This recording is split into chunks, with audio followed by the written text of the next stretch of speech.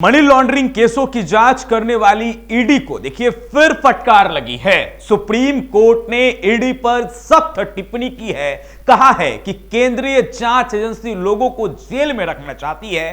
Supreme court ने देखिए money laundering मामलों में नाबालिगों, महिलाओं या बीमार लोगों को दोस्तों जमानत देने पर पीएमएलए के प्रावधानों को देखिए विपरीत यानी अनजाने में दलीलें रखने पर ईडी पर सख्त नाराजगी जताई है दोस्तों। और सुप्रीम कोर्ट ने बुधवार को कहा है कि एजेंसी का इरादा आरोपियों को जेल में रखने का है। अदालत ने साफ कर दिया है कि वह ऐसी टाइम्स ऑफ इंडिया के खबर के मुताबिक देखिए सुप्रीम कोर्ट की फटकार के बाद ईडी ने देखिए अपनी गलती मानी है और ईडी की ओर से पेश हुए सॉलिसिटर जनरल तुषार मेहता को माना है कि एक विधि अधिकारी ने दलील पेश करते समय गलती की है दोस्तों। हालांकि उन्होंने इस बात पर जोर दिया कि अगर आरोप गंभीर है तो नरमी नहीं बरती जानी चाहिए। इस पर अदालत ने साफ कह दिया कि संवैधानिकता का कोई सवाल ही नहीं है। दरअसल सुप्रीम कोर्ट की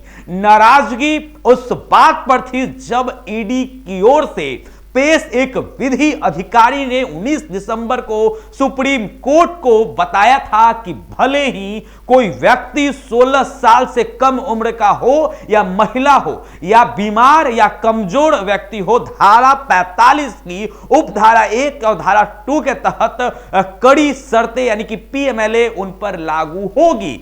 तब ईडी की ओर से पेश अधिकारी शशि बाला की जमानत याचिका का विरोध कर रहे थे। देखिए शशि बाला पर science city group of companies scam मामले में देखिए मनी लॉन्ड्रिंग का आरोप है।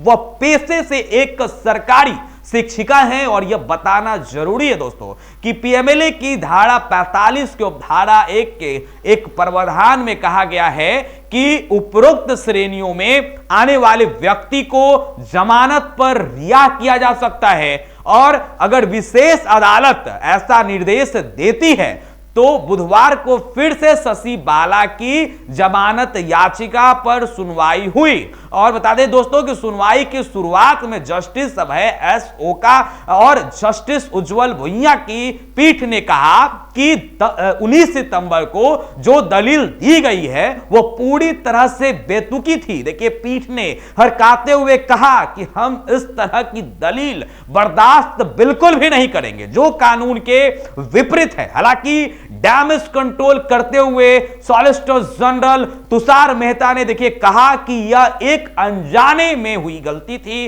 जो संवाद की कमी के कारण हुई थी। उन्होंने इसके लिए देखिए माफी भी मांगी, लेकिन पीठ ने जोर देकर कहा कि विधि अधिकारी की दलील पीएमएलए के आरोपियों को जेल में रखने के सरकार के इरादे को दर्शाती है। और सुप्रीम कोर्ट की पीठ ने कहा कि अगर भारत संघ के ओर से पेश होने वाले वकीलों को कानून के बुनियादी प्रावधानों की जानकारी नहीं है तो वे मामले में पेश क्यों हो। देखिए संवैधानिकता का कोई सवाल ही नहीं है। हम कानून के बिल्कुल विपरीत दलीलें पेश करने के लिए भारत संघ की ओर से इस तरह के आचरण को बर्दाश्त नहीं करेंगे।